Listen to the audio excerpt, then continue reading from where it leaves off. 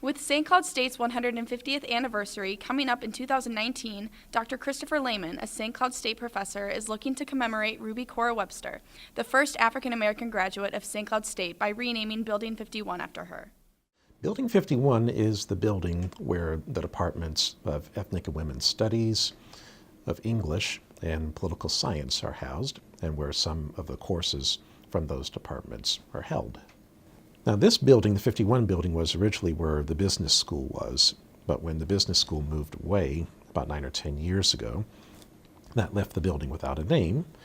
But all the buildings have a number associated with them on a map or two having to do with the campus. So the university just reverted to that number. I thought about Ruby Cora Webster because I had already done some research about her for an article I had written for the county newsletter for the Historical Society. Dr. Lehman, with the help of Tom Steeman, university archivist, found more information on Ruby Webster. So what we have about Ruby Cora Webster is not much at all. It is the composite class of 1909 photograph that you'll see that little portrait of her everywhere, and that has been scanned off of that composite photo from the class of 1909. In her transcript, they ask what the nationality of your mother and father are. For Ruby Cora, it was listed as colored, and I had a student last academic year look through our transcripts that we have from the late 1870s to the late 1930s to see if anyone was described as being colored. She was the first person to be described in those terms, so that's why I say that she's the first documented African-American student at St. Cloud State. Why was she here? Well, of course, to become a teacher.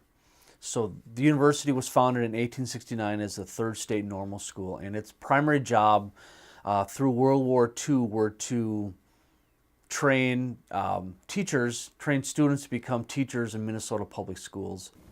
I thought, well, Webster Hall would be a good name, or Ruby Cora Webster Hall, more specifically.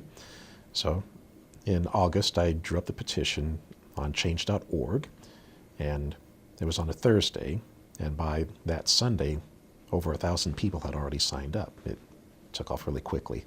Currently, the petition has gained the support of over 2,200 signatures and is still growing. Minnesota State does not currently have a policy for renaming buildings. We only have a policy for naming new buildings that get built. St. Cloud State and Minnesota State officials are reviewing a draft policy that sets guidelines for renaming buildings in the Minnesota State colleges and university system.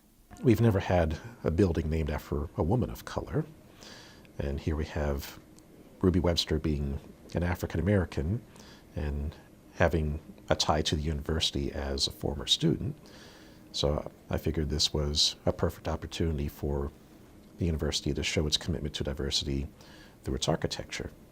So I figured that if there was at least a namesake that could be a source of pride for people, especially because this person is, for all intents and purposes, a townie. She's someone who's from here and who's African American and who's connected to the university. I think that would be a more meaningful name than 51.